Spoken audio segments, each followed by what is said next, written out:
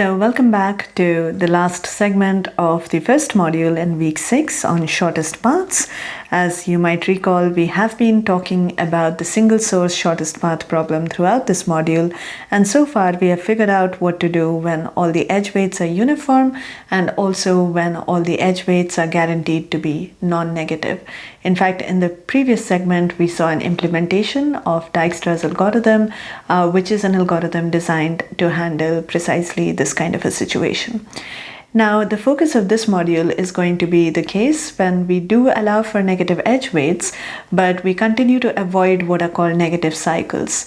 So a negative cycle is simply a cycle whose total edge weight, when we just add up the weights of all the edges that are participating in the cycle, that total is negative. That's a negative cycle, and we are going to assume that we don't have such cycles in our graph. We will have more to say about why negative cycles are problematic in the context of shortest paths in the next module, but for now let's just take this as a given. So we are going to assume that our graphs don't have negative cycles, but they may still have edges with negative weights.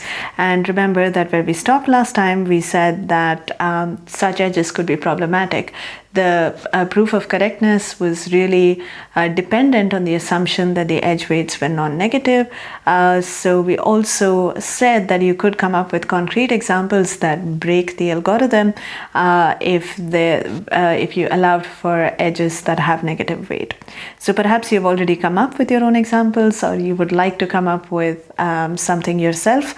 So feel free to pause the video at this stage and play around a little bit, because what I'm going to do next is start off with an example just to make a point about the ways in which Dijkstra's algorithm can fail in the form that we had discussed it last time. It could potentially give the wrong answer if you do allow for edges that have negative weights. So let's go ahead and take a look at the following graph. So we have 5 vertices here. The source vertex is the leftmost vertex on your screen, that's labeled S, and the edge weights are as given in the boxes.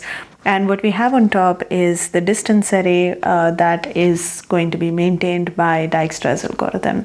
As we know in the beginning, S is the only vertex for which we know the distance from S, and that happens to be 0, and everything else is initialized to some very large number. So in the first iteration here, we can see that the edges from S to A and from S to B are the tens edges.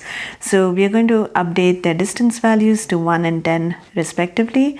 And now the job of S is done. So we are going to look for the next minimum value that we can find in the distance array, and that happens to be the value of A. So we are going to explore all the edges that go out of A, and there's one such, which is the edge from A to C. And this is indeed a tens edge. So when we relax it, we update the value of the distance of C to 3, because that's the distance of A plus the weight of the edge from A to C, 1 plus 2. And so that's the current state of the distance array. And now that we have finished processing A, we are going to extract the minimum value in this array again, and this time that's owned by the vertex C. And then again we are going to explore the edges that are incident to C and see if these edges need to be relaxed. So one edge incident on C is the edge from C to D, and as you can see here, this edge could certainly use some relaxing. The new value of the distance of D should be the sum of the value of distance to C plus the weight of the edge from C to D. So that would be 3 plus 3, amounting to 6. The next minimum value in the distance array is owned by D, so that's the vertex that we're going to process next. Notice that D does not have any edges incident to it, so there's no work to be done here.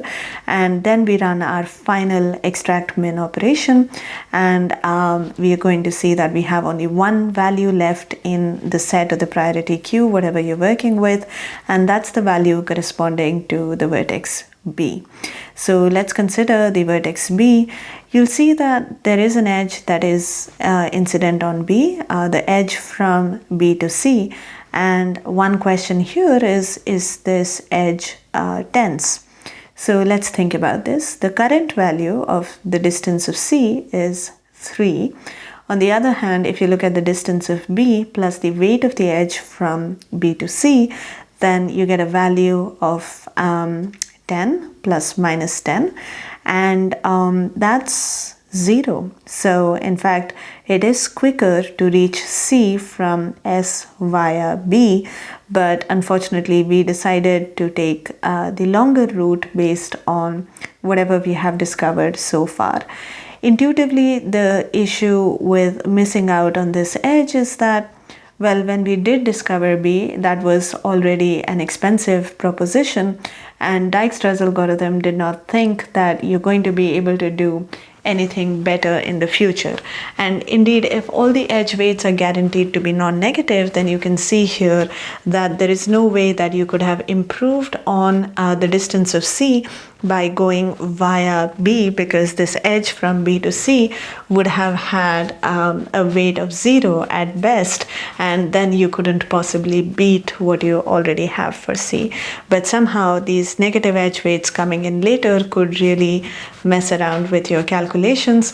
But at this point, notice that the algorithm cannot really do anything meaningful. The queue is empty. There is no way to actually register this improved distance and make sense of it. So you can see why Dijkstra's algorithm is going to fail in the presence of negative edge weights. And this is one example to illustrate that. Now we're going to make a very simple modification to Dijkstra's algorithm that will actually fix this issue. And once again, you could pause the video here and think about what sort of a modification would you attempt if you had to work around such issues.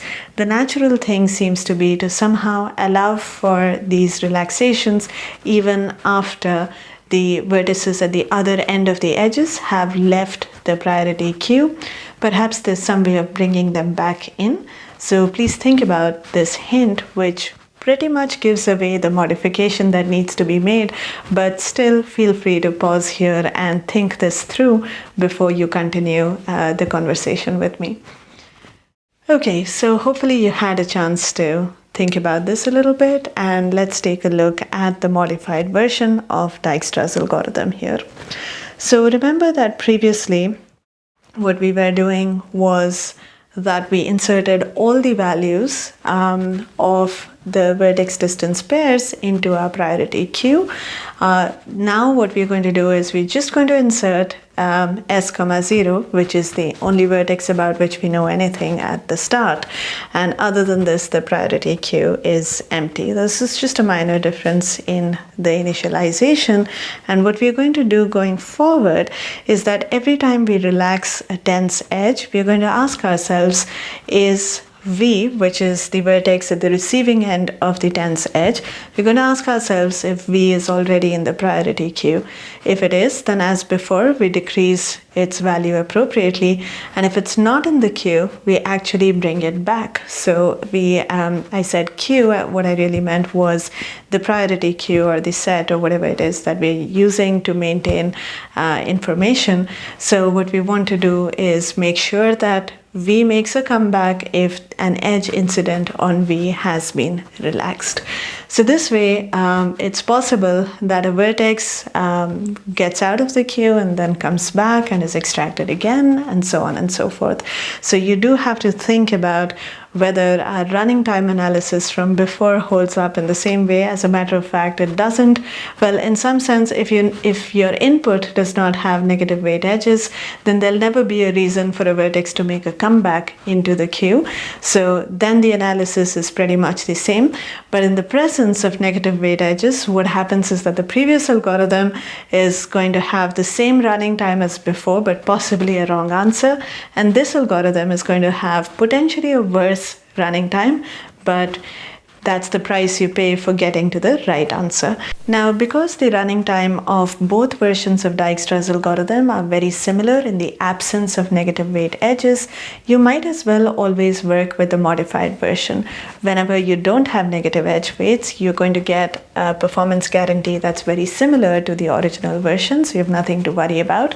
And when you do have negative edge weights, then at least you don't have anything to worry about in terms of correctness, even though your algorithm may take longer to run. In fact, it's a nice puzzle to think of adversarial examples for this version of Dijkstra's algorithm. So you could try to come up with a graph where you have carefully engineered negative edge weights, which really force this algorithm to take a really long time. I can tell you that the worst case running time of this version of Dijkstra's algorithm on graphs that do have negative weight edges is significantly worse than the worst case running time when restricted to instances that don't have any negative edge weights. Now let me just make a quick comment here about the implementation. In this version of Dijkstra's algorithm, you could actually use a priority queue directly, even if you don't have a decrease key method for it. We're going to practice something called lazy deletion. So basically, whenever we decrease the key value for a particular vertex, the way we are going to do it is just by inserting the new value. And we're just going to let the old value be present in the priority queue, and we'll just leave it there. And whenever we do an extract min operation, we need to add a small check which basically tells us if this is the current value or if it's one of those stale older values that's lying around. And that check would essentially amount to comparing the value that we have in the priority queue with the value in the distance array. If the value from the priority queue is higher than the value that we have in the distance array, then we know that this is a stale old value and this just needs to be rejected from consideration. So let's just look at how this version works in code. So here is the operational version of the pseudocode that you just saw. So notice that instead of a set, we are here using a priority queue. And if you were using Python, for instance, you could use a heap or something like this from the standard Python libraries. And the way this works is pretty much the same as before, except that when you're updating, which is what is happening in the last line of code, when we were working with a set, what we said was that we will delete the old element and insert the new one. And here all that we are doing is we are inserting the new element without bothering to delete the old one. And the reason this works is because whenever we perform an extract min, we are able to distinguish between whether or not we are working with a value that is the current value or whether it's one of those old and obsolete values. So you can see the line where the accompanying comment is a very important check. That is the line of code that is ensuring that we are always working with valid values when we are doing extract min. So we do extract min as usual in the line that's just before it, and we do a quick check of the value that we extracted, and we compare that with the value in the distance array. And if the value is larger than what we have in the distance array, then we know that this value is not a current value, it's an obsolete value, so we just move on. So this implicitly implements the deletion, but we call it lazy deletion for this reason. It gets deleted automatically in due course. We don't have to necessarily do the deletion when we are also doing the insertion in the update step. So that's how this works. I should mention that this code is based on the code that is in the repository for the competitive programming book. And as usual, you'll find a link to their repository in the description of this video in case you would like to cross-refer it. Alright, so with all this said, let me just summarize everything that we have learned so far. So when all the edge weights are uniform, then BFS works just fine, and this is your best bet in terms of running time. So if you encounter a shortest path based problem, if there's a problem that can be modeled as a shortest path situation and all the edge weights happen to be uniform, by all means go ahead and use BFS. It's elegant, it gets the job done, and it's fast, so that would be the right choice.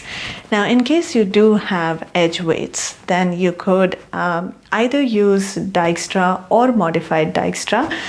In particular, if you do have negative edge weights, then you should not be using the original form of Dijkstra's algorithm, because as we saw, that could give you the wrong answer. So in that case, you definitely want to make sure that you have the modification accounted for. Both of these versions have similar running times when all the edge weights are guaranteed to be positive. So if you like, you could always default to using what is called modified Dijkstra. In fact, if you look at the reference for this module, this shortest paths chapter in the algorithms text by Erickson, the author in that text says that he really prefers to call modified Dijkstra Dijkstra's algorithm, because he thinks the algorithm that is correct for a larger class of graphs is probably the one that should be used by default. So you could certainly do that. On the other hand, if you do end up using the default version, then just remember to be careful about not using it if the weights can potentially be negative. Now, in terms of implementation, we saw that the original version of Dijkstra can be implemented using sets in C++, and this will also work in Java, for example. But the modified version can be implemented directly with a priority queue combined with this idea of lazy deletion. So there's an important check that you have to do whenever you're extracting the minimum to make sure that you're not working with an obsolete value. But once you do that, everything works out great. And if you're a Python user, then you might just want to stick to using this version because that's the one that can be implemented in a straightforward way. So all of this is great for up to the situation when you have graphs that have potentially negative edge weights, but no negative cycles. How does the presence of negative weight cycles shake things up? Well, quite a bit actually. So if you think about modified Dijkstra's algorithm, and if you try to simulate it on graphs that have negative weight cycles, you might discover for yourself that this algorithm potentially gets into an infinite loop, which is of course not a good thing and a situation that you want to definitely avoid.